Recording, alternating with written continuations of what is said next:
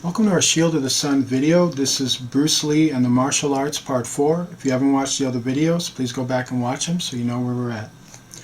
In the Bible, Jesus said that his existence did not start in Bethlehem 2,000 years ago, but it started in heaven before the angels and earth and humankind was created. The Bible teaches that when Jesus was made differently than any other creation. The Father is a being that is God who can do anything he wants to, for all power, all creative vision is his alone to command. Our Father decided one day to do something ultimate and wondrous. He decided to create himself in two forms, a man's spirit and an everlasting spirit without known form. These creations would not be separate individuals, but they would in fact be him personally. From there he created himself and called himself the Son of God to be King of heaven and earth. And this being, who is Jesus Christ, then through the power given to him and naturally belonging to him, created the angels and the human race. It was he who in Genesis said, "Let there be light," in accordance to the master plan laid down by the Father. Therefore Jesus is God, the only God, and the one God, all at the same time. As a spirit being in heaven, Jesus taught the human sons of God his wisdom and knowledge. One of those sons of God was Noah, the grandfather of Phineas, who was a patriarch of all the northern Asian nations. Therefore, from the beginning, as the Bible teaches, the wisdom and knowledge of Noah was the knowledge and wisdom of Jesus Christ. Phineas also knew this wisdom and knowledge and taught it to his children. When Siddhara was born, and when Siddhara was the one who founded the Buddhist religion, you should know that Siddhara's wisdom and knowledge did not come from him. It came from the ancient sacred writings that were around thousands of years before him. At that time of Siddhara, the full truth of the true religion was blinded from the people, but in their sacred family writings there was a wisdom and knowledge in there that did not come from Siddhara, for Siddhara only learned it thousands of years later. In fact, that ancient wisdom and knowledge that got falsely called Buddhist doctrine, much of it came from the teachings of the great patriarch of the East, who was Phineas. And Phineas learned it from Noah, and Noah learned it from Jesus Christ. This is the information Bruce Lee was not taught in school concerning Jesus and the Bible. In Bruce's final year in school, he began to date Linda, one of his students, and they fell in love. And they were a couple on campus that got more serious in that final year. Linda was a real blessing to Bruce, even though they could not control themselves until marriage. Linda's family were a very traditional American family, and they hated all other non-white, non-American cultures. Linda was clearly very different in her convictions than her family. She was actually a decent human being who really knew the love of Christ for all men, but her family was another story. When she was dating Lee for several months, she did not tell her family about it, even though Lee told his family about her. His family were not that thrilled, but Lee did not care. He loved her that much. And if you understand how close Lee was to his family, that is saying a lot. Linda one time tried to prep herself into telling them by telling a story to her mother one day about a girlfriend of hers going out with a Chinese philosopher. Her mother was revolted by the idea and said, "Can you imagine having yellow babies?" This is high American society for you. Bruce was starting to be uncomfortable in furthering his relationship with Linda unless Linda told her parents. Soon she did so, and they were quiet and unsettled. They were feeling offended, and really for no good reason at all. They were just full of hate and fear. Linda's father did not want to see Bruce on the day Linda brought him over. Only the mother did, who told Bruce what usually comes out of their mouths, and she said to him that he was not worthy to be her husband, and Bruce then showed her how he was financially able to support the marriage, and that he was bona fide in that time to be a husband and family raiser. He was educated, and he knew how and did make very good money. When the mother heard that, she responded, "It's not the money, dear. It's the fact that you're Asian and not American." Bruce said that was not true, that he was American, that he was born here, and to which she responded with, "You may have been born here, but you're not American," indicating that he was not good enough because he was not white. At this, Bruce got up and left, almost slamming the door.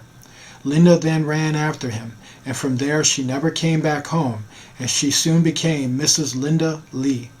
During Lee's final year in college, he was already a success before he got his master's degree. He was seen as a guru. In fact, he was a guru.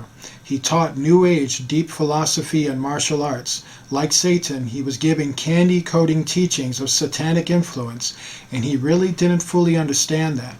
Being a martial arts teacher and skilled gifted at it like no other on the planet Earth, he became deeply immersed in martial arts, developing even a new way to perform it. This caused the demons inside him to be greatly energized and to influence a deadly art to be taken to another level, and that art form was called Jeet Kune Do, the way of the fist. Bruce learned this art through his demonic possession, corrupting his skill and even taking him over. This was a form like automatic writing, but instead the demons take over the body and take full control of the person's movements, even while the person is aware. It's like watching someone control your body. These fallen angelic spirits gave Lee the wisdom and knowledge of Jeet Kune Do by simply incorporating boxing, kickboxing, wrestling into Kung Fu Shaolin style, making it into a very advanced system where only a person with spiritual gifts can understand what the demons teach and then teach it. That is why Satan wanted Bruce Lee. He wanted to use him, his gifts particularly. Once Bruce Lee received this art form, Satan during his practices, he now also had another satanically inspired idea. After college, this guru of all wisdom of mind and body would start a martial arts school in California around the Hollywood area. Bruce Lee hyped himself as a master of spiritual teachings and martial arts of a new form of Kung Fu. Also at the time, you should know that generally martial arts schools were around, and despite what Hollywood told you, Chinese teachers did teach to non-Chinese. In fact, if they did not, they were not going to make any real money. The difference was those Chinese teachers taught a watered-down version of Kung Fu, and not the full teachings which involved the ancient secrets of Kung Fu. These so-called secrets were learned and very clever movements and timing that made a Kung Fu master look godlike to his opponents. Many of these movements were done in an illusion-type way, into which they move in a secret way you don't catch right away, and also because of that you won't stand a chance either. Bruce Lee's success in his school, that eventually became several schools, is the fact that Bruce Lee offered to teach and reveal these ancient secrets to non-Chinese people. When his first school opened, it quickly became full, and true to his advertising word, he taught ancient martial arts secrets with his brand of Kung Fu to anyone who wished to learn. Over time, these students became so good that they even defeated some of the Chinese masters in other schools. When these Chinese dojo masters heard about, say, a black man from Compton trashed a 20-year learned Chinese Kung Fu master in a matter of minutes, those dojo masters wanted to know how that was possible, and the defeated revealed that they also know ancient techniques that only the Chinese students were supposed to know concerning Bruce Lee's students. The dojo masters then found out that Bruce Lee was the one that was teaching them this. Soon, these early students became masters themselves of Bruce Lee's more advanced version of Kung Fu, and the class sizes were getting far too big. More schools at that time, about 2 more opened up, making a total of 3 schools. Lee taught in the original one, while his advanced students taught in the other 2 schools. The martial art guru had followers that were men, women, who were red, yellow, black, and white. They were all human, period. He established a business and now a franchise, and he was making lots more money, and now certain Hollywood celebrities found him out, thanks to Satan, and now they wanted to learn from him, and now Bruce was seeing stars, literally if you will. The Chinese masters who were angry, watching Lee, also very maniacally, saw that he was getting way too big, and teaching the ancient secrets, revealing the mind games and the con tactics and the tactics of the other masters, to the point they made a pact to see Bruce Lee and his art defeated, discredited, and completely to be sabotaged. During this time, a brutal challenge was coming Lee's way, while he was married and successful, with the Baphomet Hollywood waiting in the wings. One day, while Lee was teaching his students, a young boy came to the front door and taped a scroll on the door and left. Linda was the one who found the scroll, but she could not read it because it was in Chinese. She then gave it to her husband Bruce, who read it, and then he was quietly furious. At the time, he kept what he read from the other students, still learning, and then he called in his teachers for a meeting. He explained to them that he was being warned by a league of Chinese teachers from the other schools that if he continued to teach the ancient Kung Fu secrets, that he would have to accept a challenge from one of the masters, and in total defeat he would be stopped from teaching. Lee told these friends of him that he had no intention of stopping, and he told them of the danger to him and them, and asked them if they still wanted to continue working for him, in which they did. So Lee continued to teach the secrets and was now starting up a fourth school as celebrities or future celebrities at the time began showing up to his first school to learn from him personally. Many of those celebrities were sold out to the Baphomet, like Steve McQueen, James Coburn, and the future star Chuck Norris was among them. Lee at this time, and even later, was also still being haunted by evil spirits. He still practiced the family Satanism and delved more into physical possession of these spirits to energize him for the coming battles he knew were coming. This awful practice opened him up to more demonic activity, resulting in the fearful shrills, growls, and roars that came out of him while performing martial arts. These sounds that he became so famous for are not the sounds of his own voice. They come from the demons that possess him. These demons also increased his strength, agility, and speed, which is saying a lot, because he already was gifted in those areas. Also bear in mind that the martial art masters who challenged him also had the same satanic skills that Lee practiced, and they too were demon-possessed, and they also challenged evil spirits to increase their skills. This is what makes these fights so brutal and so dangerous as well.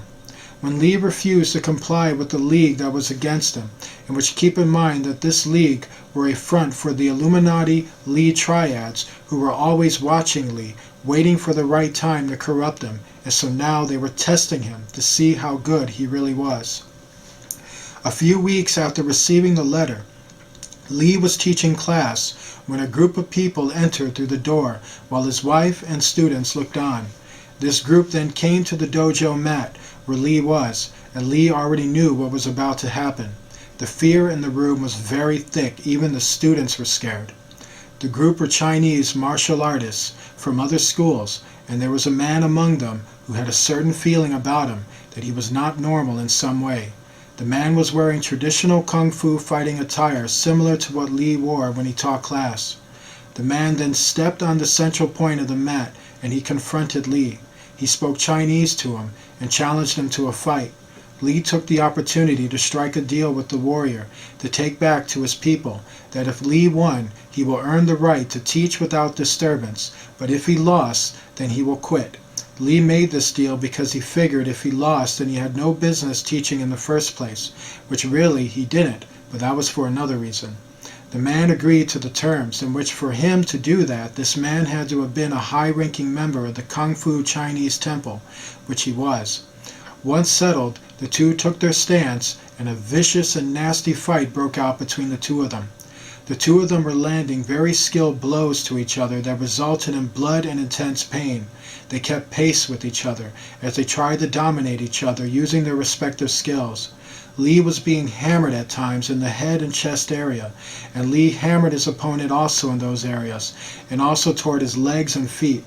The fight was not Lee's more dominant of fights. He was in a fight with someone who was giving him a strong run for all he was worth. Lee for a time in that fight could not quickly see a way to soundly defeat him, and at times he seemed like he was in trouble.